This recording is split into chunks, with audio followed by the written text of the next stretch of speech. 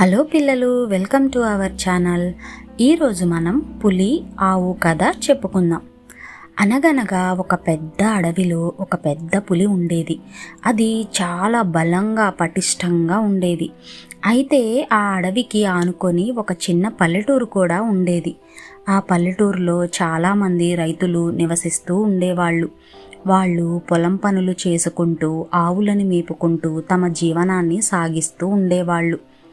అయితే ఆ రైతుల్లోని ఒక ఆవు గడ్డి మేస్తూ అడవిలోకి వెళ్ళిపోయింది.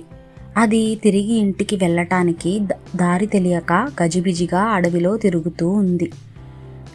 ఆ సమయంలో ఆ అడవిలో ఉండే ఆ పెద్ద పులి ఆ ఆవుని చూసి ఇలా అనుకుంది, ఆహా, ఈరోజు నాకు మంచి భోజనం దొరికింది అని.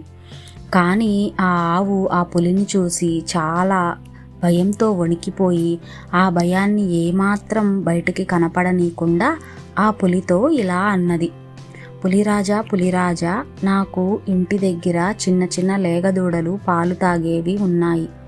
నువ్వు కనుక అనుమతిస్తే ఒక్కసారి ఇంటికి వెళ్ళి వాటికి కడుపు నిండా పాలు ఇచ్చి మళ్ళీ తిరిగి నీకు ఆహారం అవ్వటానికి వస్తాను అని చెప్పి పులిని బ్రతిమిలాడింది. పులికి ఏమాత్రం ఇష్టం లేకపోయినా ఆవు అలా బ్రతిమిలాడేసరికి ఇంటికి పంపించింది. అయితే ఆ ఆవు చాలా సంతోషంగా దాని లేగదూడల దగ్గరికి వచ్చి వాటన్నిటికీ కడుపు నిండా పాలిచ్చి మంచి మంచి విషయాలు చెప్పి వాటిని నిద్రపుచ్చి తిరిగి అడవిలోకి పులికి ఆహారం అవ్వటానికి వచ్చింది. పులి ఆ ఆవు తిరిగి రావటం చూసి చాలా ఆశ్చర్యపడి ఇలా ఆవుతో అన్నది, నువ్వు మళ్ళీ తిరిగి వస్తావు అనుకోలేదు, కానీ నువ్వు ఇచ్చిన మాట ప్రకారం నాకు ఆహారం అవ్వటానికి తిరిగి వచ్చావు. నీ నిజాయితీకి నేను మెచ్చాను. నిన్ను చంపటానికి నా మనసు అంగీకరించటం లేదు అని చెప్పి పులి తన దారి పట్టింది.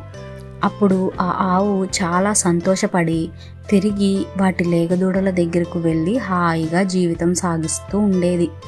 పిల్లలు, ఈ కథలోని నీతి ఏమిటంటే, మనం నిజాయితీతో నిబద్ధతతో ఉంటే మన గౌరవం ఎప్పుడూ మనకి దక్కుతుంది.